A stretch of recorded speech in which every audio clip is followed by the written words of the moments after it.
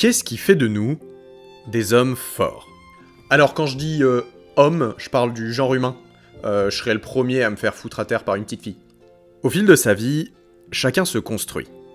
En surmontant des obstacles, en affrontant l'adversité et en rencontrant des difficultés, on gagne des combats.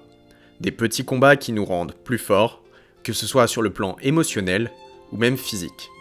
Et s'il y a bien un gars qui a croisé la route de pas mal de mecs balèzes, c'est Naruto.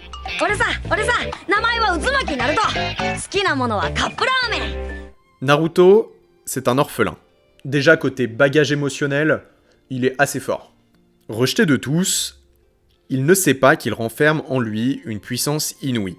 Le démon renard à 9 queues, Kyuubi, Kurama pour les intimes, mais c'est pas le sujet de la vidéo. Naruto fait partie d'un monde peuplé de ninjas. Et dans le village de Konoha, le plus fort de tous, c'est le Hokage. Le plus puissant et le plus respecté des ninjas. Voilà l'objectif de Naruto. Mais pour l'atteindre, il va devoir surmonter pas mal d'épreuves. Et il va surtout devoir monter en grade. Alors, après des examens difficiles, il rejoint l'équipe 7 des apprentis ninjas. À ses côtés, Sasuke Uchiwa, le rival, dont on parlera un peu plus tard, et Sakura, dont on ne parlera clairement pas plus tard. Face à eux, se tient Kakashi. Et il y a une chose qu'il faut comprendre, c'est que Kakashi, en termes de force, il se pose là. Kakashi, attaqué, devient leur sensei. Il est un Jonin, autrement dit un ninja de haut rang, et il a pour mission de les guider dans leur mission, et de les former aux dures réalités de ce monde. Lors de leur première mission sérieuse, autrement dit qui ne consiste pas à sauver un chat dans un arbre, l'équipe 7 se retrouve rapidement confrontée à un adversaire bien trop dangereux. Un épéiste légendaire déserteur du village caché du pays de l'eau, connu sous le nom de Zabuza Momoshi. Zabuza, il est puissant. On le sait parce que déjà, il fait partie des persos qui sont charismatiques. Et comme dans tous les shonen, si t'es pas charismatique, t'es pas puissant. Et il va être dans un combat assez impressionnant. Zabuza reconnaît instantanément Kakashi, ce qui atteste de la réputation et des compétences du sensei de l'équipe 7. Un combat intense s'ensuit, s'étalant sur plusieurs épisodes, s'étalant sur beaucoup trop d'épisodes, et marquant toute une génération d'enfants émerveillés devant leur télévision. Kakashi sortira victorieux, nous laissant malgré tout amers devant la mort de Zabuza, qui était en réalité un antagoniste particulièrement marquant. Surtout, aussitôt dans l'histoire. Vous comprenez, comme Naruto à ce moment-là, que Kakashi c'est pas un simple ninja. C'est un excellent ninja. Un très grand combattant, un puissant sensei, un homme invincible, en fait. Mangekyo Sharingan.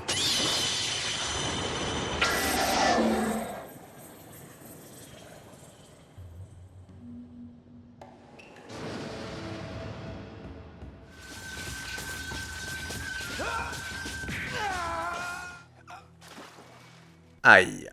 Ah ouais. Alors que la vie reprend son cours à Konoha, deux mystérieux vagabonds se présentent aux abords du village. Rapidement, les ninjas d'élite, dont Kakashi, interviennent pour les intercepter. Ils ne le savent pas encore, mais rien ne pouvait arrêter la menace qui se présentait devant leur porte. Kakashi, prêt à sauver la situation comme à son habitude, intervient et reconnaît rapidement l'homme qui lui fait face. En un instant, alors que le sensei réalise à peine ce qui lui arrive, il croise le regard d'Itachi Uchiwa. Et vous avez déjà vu la suite, parce que je viens de vous la montrer à l'instant. Ok, j'avoue, j'ai fait cette intro qui part un peu dans tous les sens, pour que vous compreniez bien de qui on parle. Itachi Uchiwa, c'est pas juste un mec lambda. Et aujourd'hui, on va parler de lui, de sa force, de ses sacrifices, et de tout ce qu'il a dû endurer. Parce que Itachi, avant d'être un ennemi public, c'est surtout un homme loyal, qui a su se sacrifier.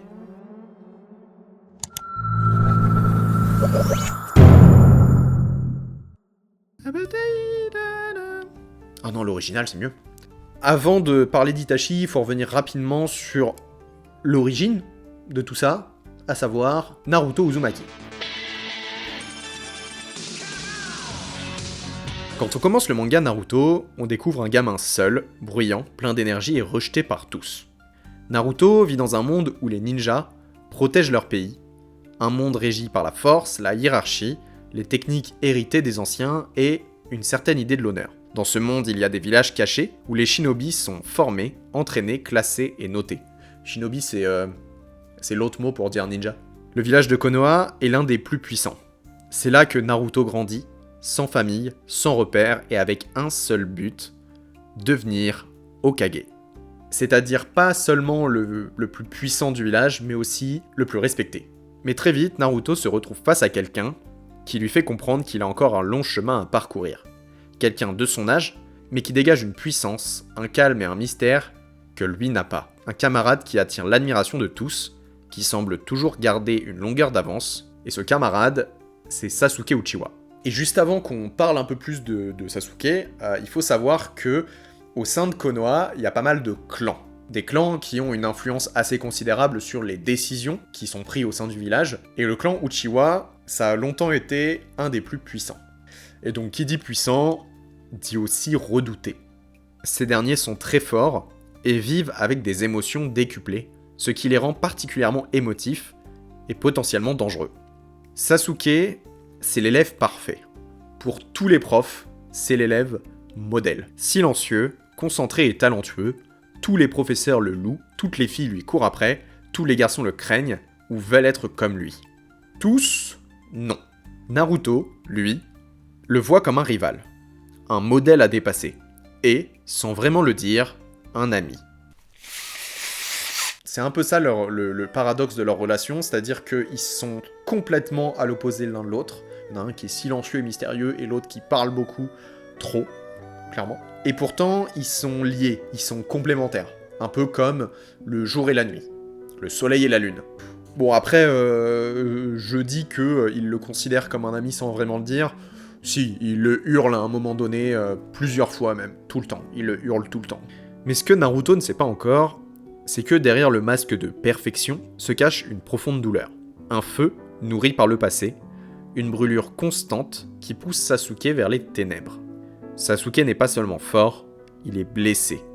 Et cette blessure, elle porte un nom, Itachi Uchiwa.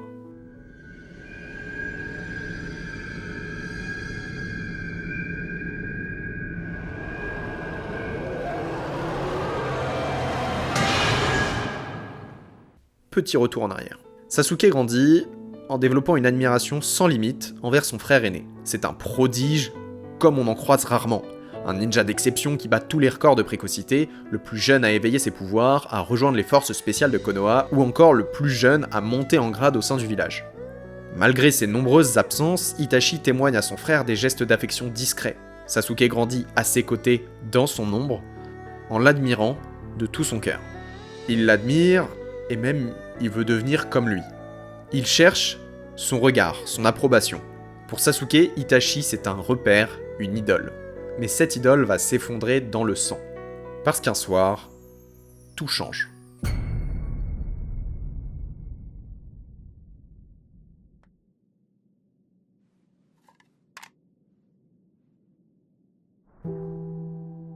À Konoha, la nuit est calme. Et quand Sasuke rentre chez lui, c'est le silence. Pas un bruit. Les rues sont désertes, les lumières sont éteintes. Et alors, il le voit. Il les voit. Les corps, les visages familiers, les membres du clan, tous morts. Massacrés. Et au milieu de cette horreur, un seul homme est encore debout, Itachi. Sasuke n'y croit pas. Il supplie, il demande pourquoi. Itachi ne lui répond pas.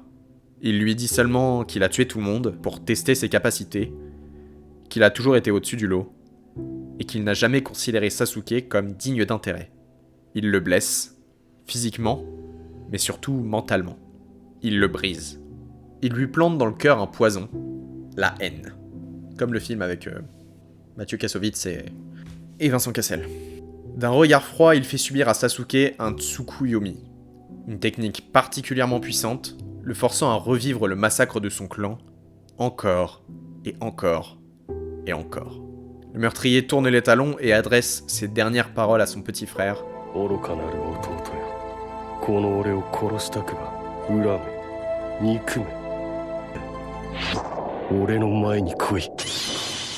C'est sur ces mots que Itachi disparaît. Sasuke, seul survivant du clan Uchiwa, devient un orphelin à son tour. Mais à la différence de Naruto, il ne cherche pas à être aimé. Il ne cherche pas à exister. Ce jour marque un tournant dans la vie de Sasuke, qui perçoit le monde différemment. Ce jour-là, il se fixe un tout nouvel objectif, se venger de son frère. Peu importe le prix, peu importe ce que cela implique, il compte bien tuer Itachi de ses propres mains. Ce serment devient alors sa seule raison de vivre. 一族の復興とある男を必ず殺すことだ。 Pendant un temps, il suit le chemin traditionnel. Il reste à Konoha, progresse avec Naruto et Sakura, sous la tutelle de Kakashi. Mais chaque mission, chaque combat, chaque entraînement ne sont pour lui que des étapes vers son objectif. Le problème, c'est que cette quête l'éloigne de tout le reste. Il ne voit pas l'amitié que lui tend Naruto, il rejette les liens qui se tissent autour de lui, il se ferme, devient plus dur, plus froid, et surtout, il comprend que pour atteindre le niveau de son frère, il devra faire des choix extrêmes. C'est pourquoi il quitte Konoha. Il trahit son village, ses amis, pour se tourner vers Orochimaru. Orochimaru, c'est un ninja légendaire. C'est un mec super dangereux, ancien membre d'une organisation terroriste appelée l'Akatsuki. Et c'est vraiment pas un mec à suivre. Il est vraiment très douteux.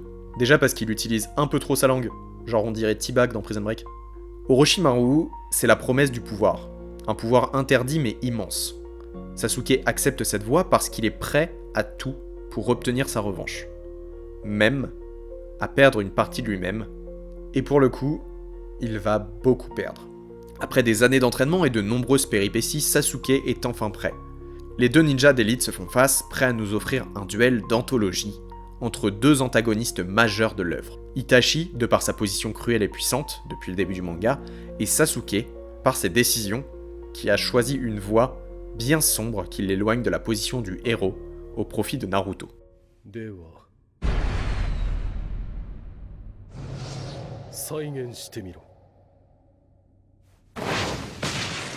Et là, c'est le début du fight! Le combat entre les deux est à la fois épique et tragique. C'est un affrontement de technique, de volonté, mais surtout d'âme. Sasuke déploie toute la haine qu'il a accumulée depuis tant d'années.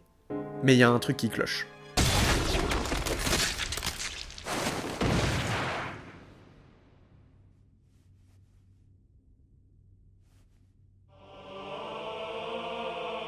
Itachi, lui, est impassible, insaisissable, jouant avec Sasuke ainsi que ses illusions, comme s'il savait déjà comment tout allait se terminer. Quand on vous dit que Itachi est intelligent, en fait pendant tout le combat, on se dit que soit il est devenu extrêmement faible par rapport à la puissance de Sasuke, soit il a un coup d'avance. Et croyez-moi, il est vraiment pas faible. Sasuke y met tout ce qu'il est, toute sa rage, toute sa douleur, et Itachi, lui, semble le dominer avec froideur. Sasuke est à bout de force, Itachi avance lentement vers lui, laissant monter l'angoisse. Va-t-il lui arracher les yeux, lui dérober sa précieuse pupille? Le Sharingan, le truc qu'il a dans l'œil, il le retire comme si c'était une ampoule. Va-t-il de nouveau le torturer, comme lors du massacre du clan? Et là je mets un extrait. Non, c'est après. Une simple pichenette sur le front, un dernier sourire, et Itachi s'écroule, mort aux pieds de son petit frère. Là je mets un extrait.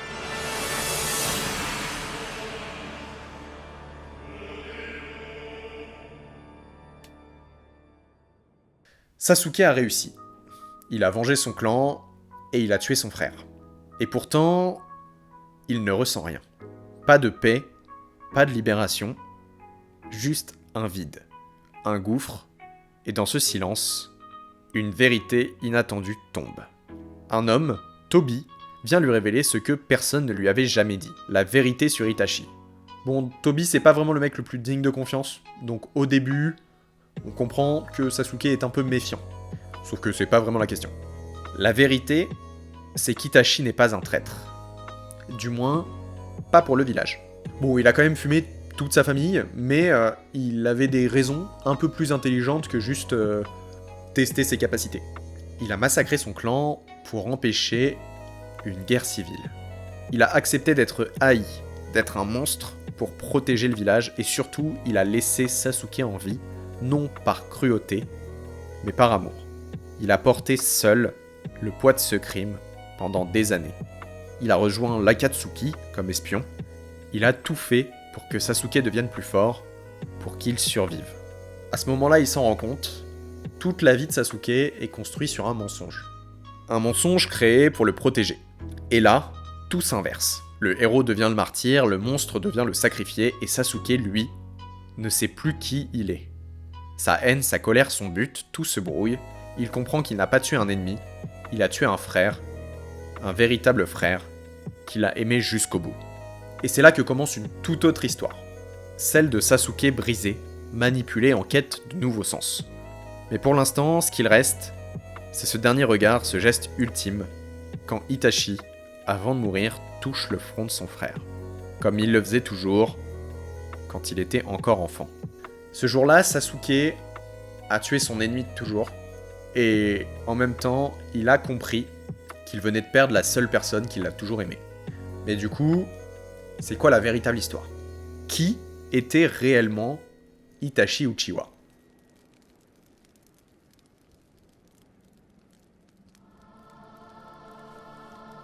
Nouvel extrait, petite pause boisson. Le jeune Itachi mène une enfance pleine de silence et de regards lourds de sens. Dans un monde où la guerre est encore fraîche dans les mémoires, il comprend très tôt que le calme n'est qu'une illusion. Il est lucide, peut-être même trop lucide. Et dans ce monde où les enfants jouent encore au ninja, lui voit déjà les enjeux géopolitiques, les conflits et les trahisons à venir. À 4 ans, il assiste à la guerre, à 7, il la comprend, à 13, il la prévient.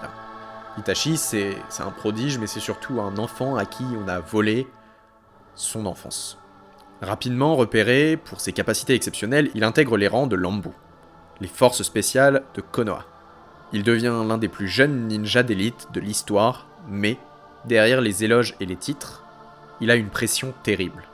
Celle de la perfection attendue, celle du sang qu'il doit verser au nom de la paix, celle d'un clan qui murmure dans son dos et d'un village qui l'utilise.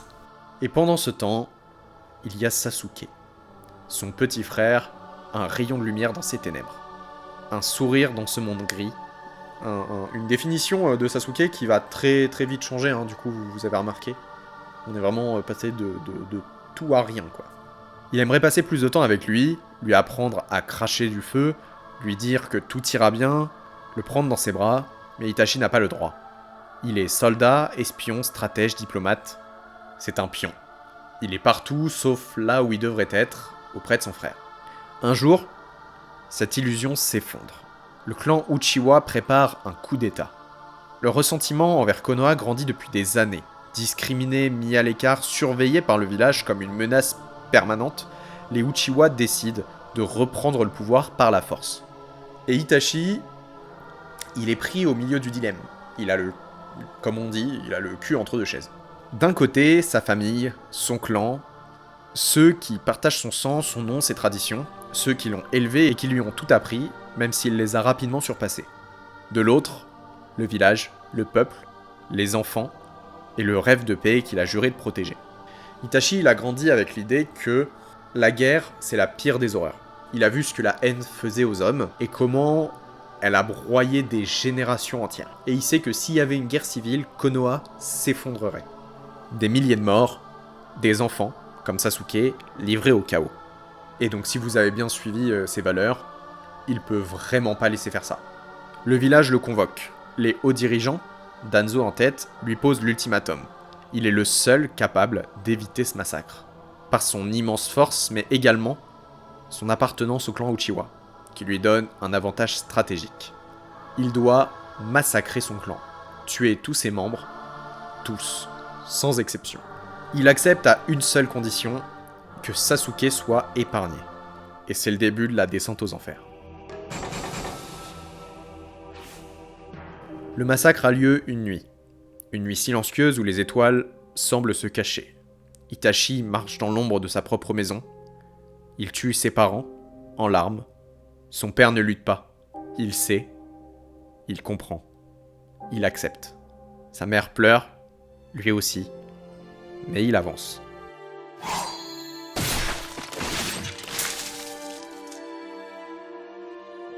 Il plonge sa bien-aimée dans une illusion paisible, dans laquelle ils vivent heureux ensemble, loin de tout ça. Et pendant qu'elle sourit dans ce monde factice, il l'achève. Chaque mort est une plaie ouverte, chaque visage est un cauchemar qu'il n'oubliera jamais. Et puis vient Sasuke. l'innocent. Le seul qu'il n'a pas pu, qu'il n'a pas su, qu'il n'a pas voulu tuer. Il ne peut pas lui expliquer, il ne peut pas lui dire la vérité.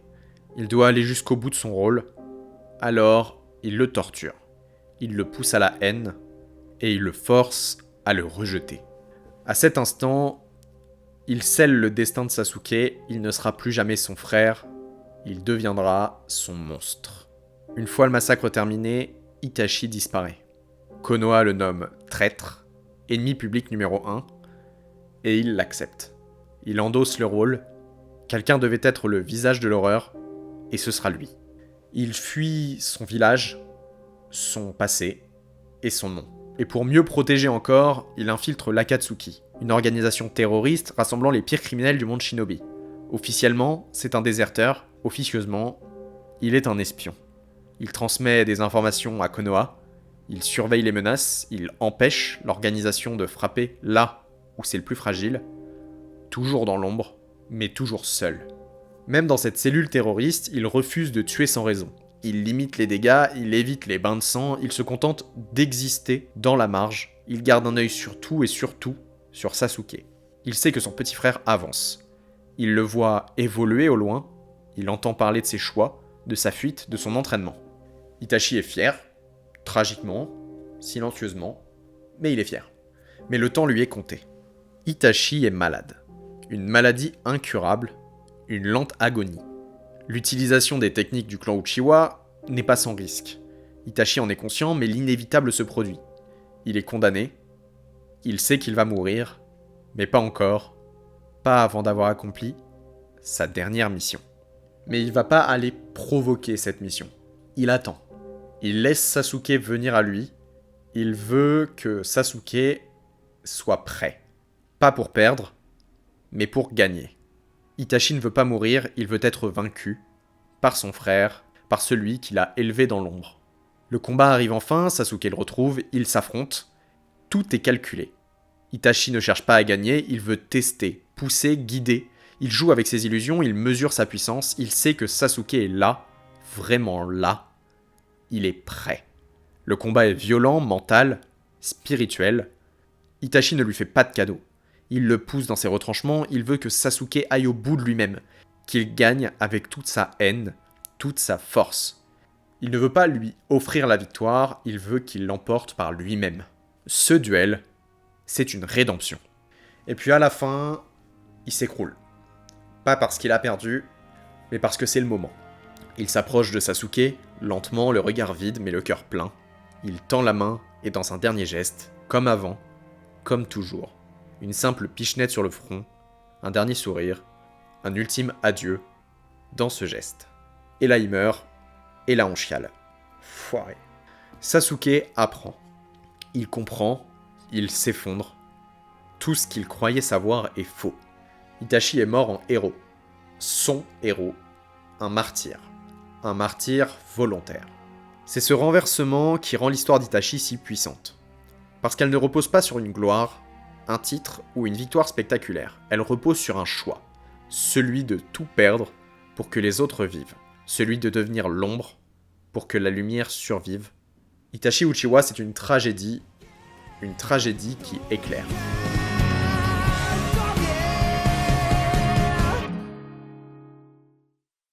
J'ai commencé cette vidéo en vous montrant la puissance de Itachi Uchiwa. Je vous l'ai montré à travers l'affrontement face à Kakashi. Kakashi qui deviendra l'Hokage plus tard. Une fois, c'est pas rien, Hokage c'est le plus puissant, le plus respecté et tout ça.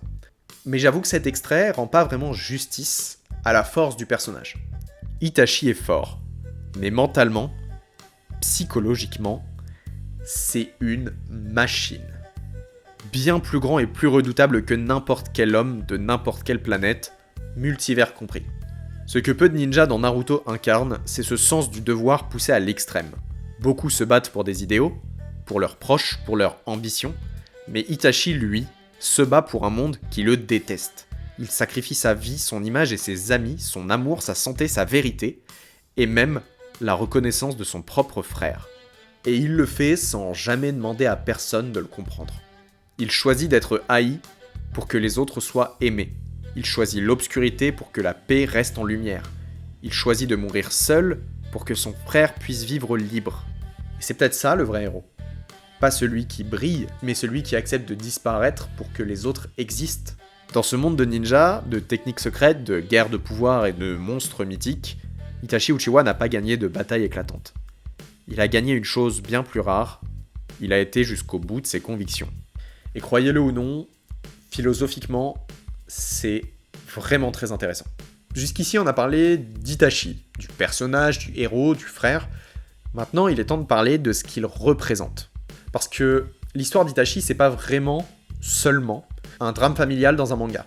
C'est aussi un dilemme moral. Une question qui dérange autant qu'elle divise et qu'elle fait réfléchir. Peut-on faire le mal pour faire le bien ?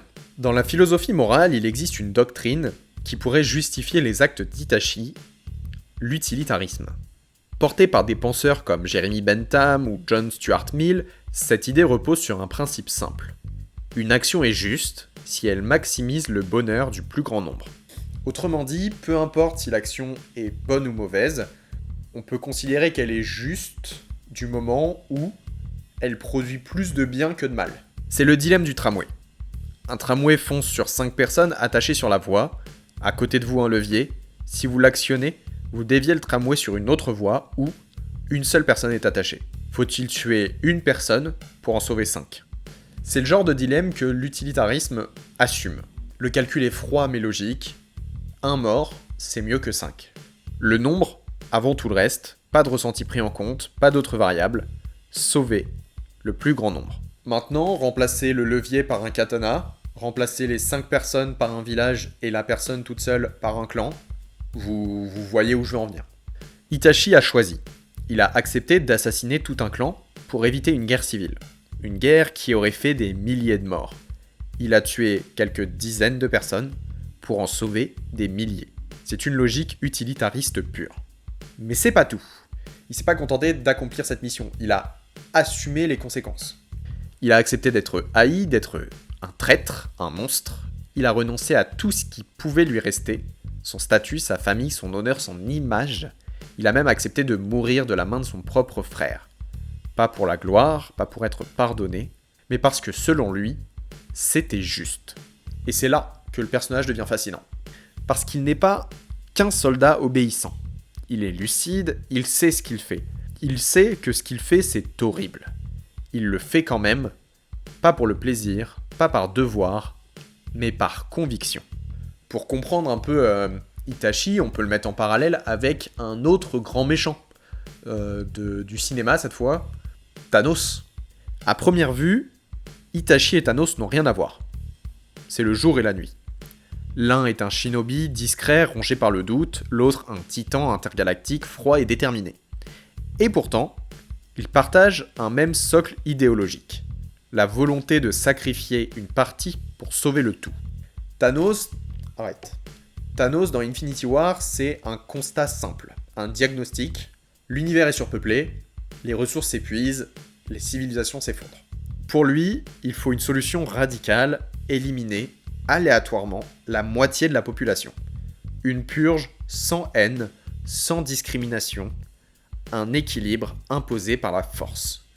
Sacrifier la moitié de l'univers pour sauver l'autre moitié. Le mec a tous les pouvoirs, il chope toutes les pierres, il pourrait doubler les ressources de l'univers, mais non, il préfère la destruction. Et ce qui rend Thanos intéressant, ce n'est pas la violence de son plan, c'est qu'il y croit. Vraiment. Ce n'est pas un dictateur en quête de pouvoir, il pense sincèrement qu'il fait ce qu'il faut, que ce qu'il fait, c'est juste. Il tue sa fille adoptive, Gamora, en larmes pour obtenir la pierre de l'âme. Il endure la solitude, l'exil, et une fois son plan accompli, il se retire. Il ne cherche ni pouvoir, ni gloire, il veut juste que l'univers survive. Et est-ce que ça fait de lui le héros de l'histoire ? Certainement pas. Pourtant, son raisonnement est bon. C'est seulement sa méthode qui est mauvaise. Même si le lien entre Itachi et Thanos est clair, il y a une différence fondamentale. Itachi ne choisit pas au hasard. Il ne sacrifie pas une moitié de manière froide et équitable, il tue ceux qu'il aime, il tue sa propre famille, pas des inconnus. Il ne se cache pas derrière une logique impersonnelle, il regarde ses victimes dans les yeux, il les pleure, il les enterre dans sa mémoire. Là où Thanos agit avec une logique statistique, Itachi agit avec une culpabilité écrasante.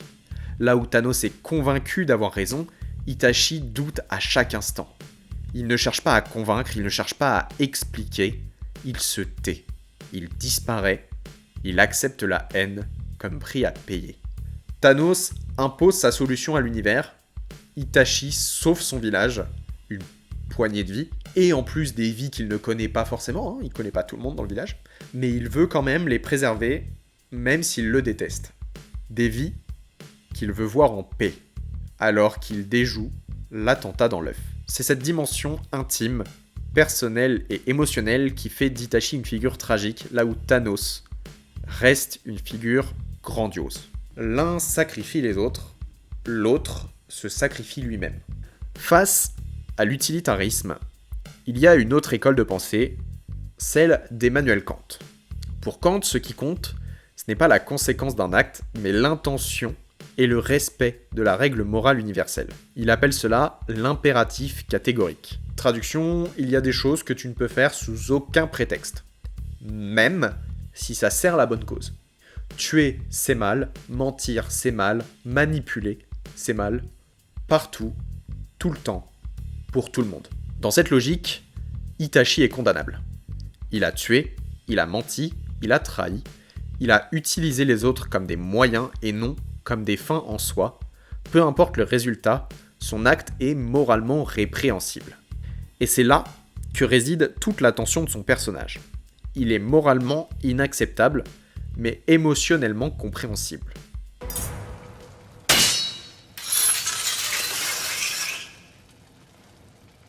Ce que l'histoire d'Itachi montre mieux que n'importe quelle dissertation philosophique, c'est le coût réel de ce choix. Ce n'est pas un simple dilemme sur le papier, ce n'est pas un levier à actionner dans un métro imaginaire, c'est une décision qui brise une vie, qui isole un homme, qui le condamne à jouer le rôle du démon, quand il n'a jamais cessé d'agir en ange gardien. Et Itachi ne demande rien, ni pardon, ni compréhension, ni justification. Il accepte le regard des autres, leur haine, leur mépris. Il laisse même son propre frère le haïr pour lui offrir une voie, un but, une raison de devenir plus fort. Mais cette solitude, cette douleur, cette vie entière vécue dans le mensonge, c'est le prix à payer. Et il en a payé chaque centime jusqu'au bout. Ce que Thanos prétend accepter, Itachi le vit, chaque jour, chaque nuit, dans la maladie, dans la douleur, dans la culpabilité. Là où le titan claque des doigts et retourne cultiver ses salades, Itachi s'effondre en silence. Il meurt avec le sourire pour que son frère puisse vivre avec la vérité. Et rapidement, on peut faire aussi ce parallèle avec Severus Rogue dans Harry Potter. Rogue est détesté pendant toute l'histoire, haï même par moments. Du point de vue de tous, c'est un mange-mort, et Dumbledore devrait pas lui faire confiance. Il a aidé au retour du Seigneur des Ténèbres et n'a cessé d'en avoir après Harry. Mais la vérité, sa vérité, en est tout autre. Et quand Harry le découvre, quand tout le monde le découvre, il est trop tard.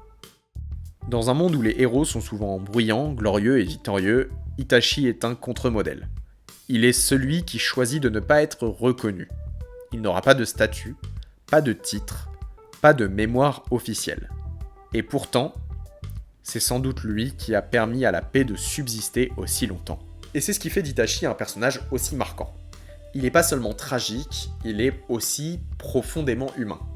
Il agit comme peu oseraient le faire, il perd tout pour que les autres aient une chance de gagner. Itachi s'efface pour que son frère ait un futur, une grandeur silencieuse, celle de ceux qui aiment assez pour disparaître. Sasuke, omae wa buji de iru no ka? Itachi Uchiwa n'est pas le personnage principal de cette histoire. Son frère non plus d'ailleurs. En fait, si on devait résumer sa position dans le manga, c'est le personnage secondaire de l'histoire d'un personnage secondaire.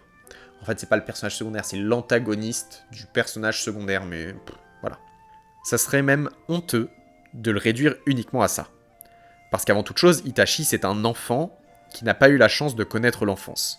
Il est le génie qui a accepté le sacrifice. Sasuke, lui, n'a pas compris ce sacrifice. Il l'a haï de toutes ses forces et cultivé cette haine des années durant. au point de se mettre à dos toutes les personnes qui l'entouraient, au point d'accepter la malédiction d'un horrible personnage.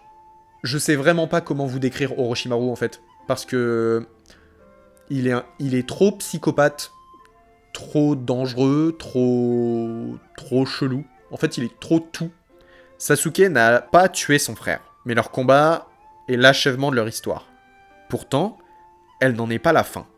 Déjà parce que Sasuke a découvert les tenants et aboutissants de ce récit après la mort d'Itachi. Et aussi parce que dans le monde ninja... il y a une technique secrète et interdite qui s'appelle l'Edo Tensei.